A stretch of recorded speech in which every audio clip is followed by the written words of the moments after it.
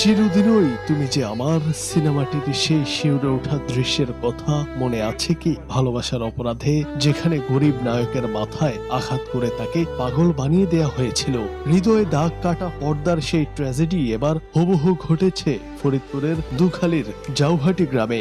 সিনেমার সেই অভাগা নায়কের মতোই বাস্তব জীবনের এই যুবকের নাম সম্রাট শেখ। ভালোবাসার মাসুল দিতে গিয়ে সম্রাটের ঠিকানা আজ শুধুই অন্ধকার ঘর আর পায়ে জড়ানো ভারী লোহার শিকল।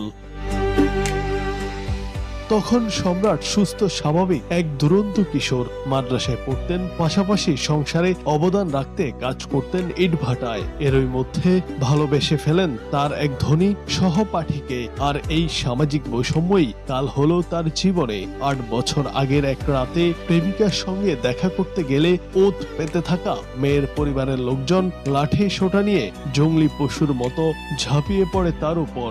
মারধরে নিস্তেজ করে দেয়া হয় তাকে। সেদিন রাতে সম্রাট লোকলজ্জায় মুখ না খুললেও আঘাতের গভীরতা প্রকাশ পায় ১ সপ্তাহ পর।